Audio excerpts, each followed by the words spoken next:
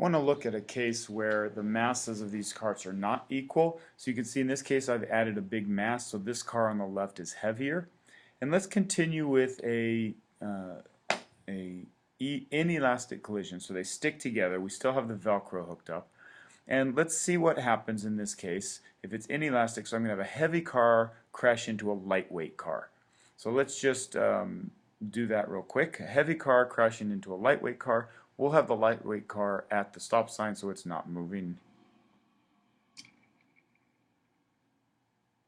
And you can see what happened.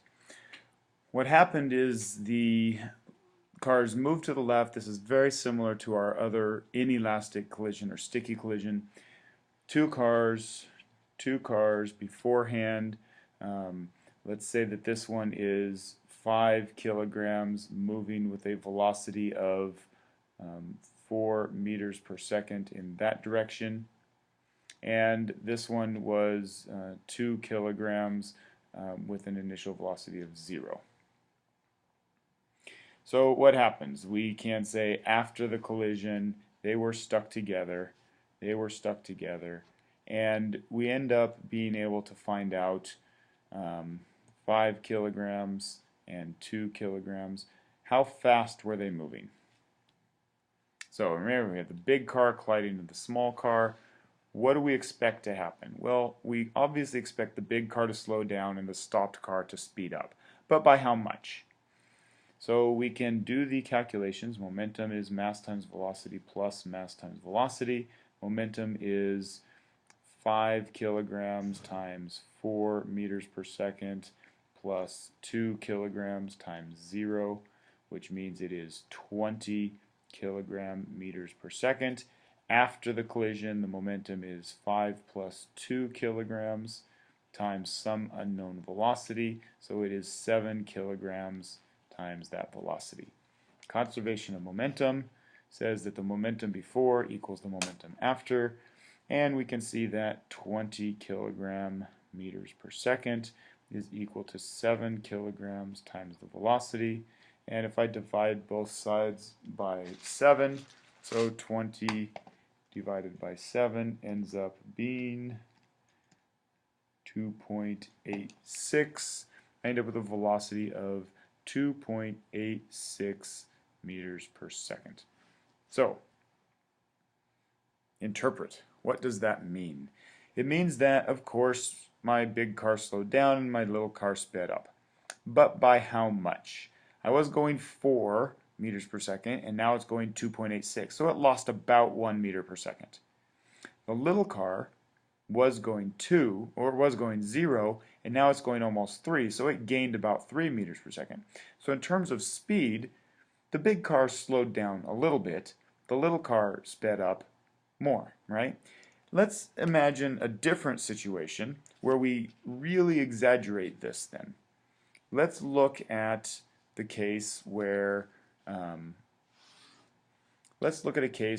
my two cars, I'm going to say 1,000 kilograms. Okay, here's a car, and here is, I don't know, let's say 100 kilograms. All right, so a person on a bike. Let's do car versus bike. What's going to happen if car hits bike? Let's say that, now obviously nobody was hurt during this experiment, and I'm not going to show you this one, but we'll just do the math and see what happens if a car hits a bike. We kind of know what's going to happen, right? If the car hits the bike and they stick together, because we're going to do an inelastic collision like this, car hits the bike, afterwards, car, 1,000 kilograms, and the bike is stuck on the car with 100 kilograms. Let's see what happens.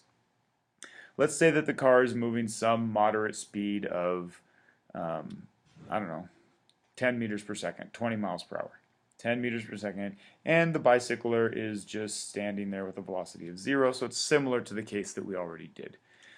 What's going to be the change of velocity as we do this momentum transfer?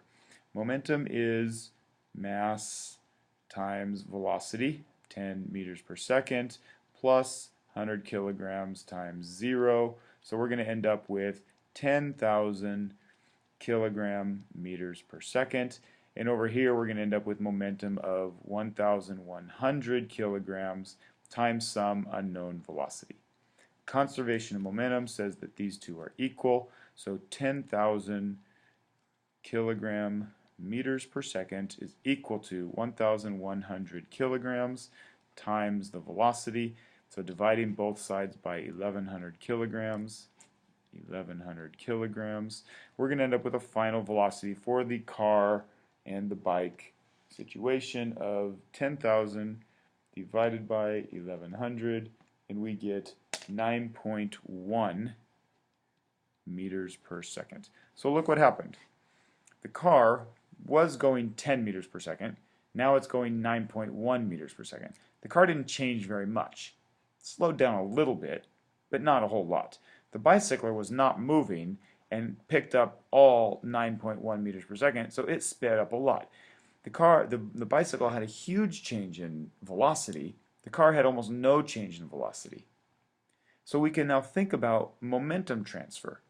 Did the car gain or lose more momentum? Was the impulse different?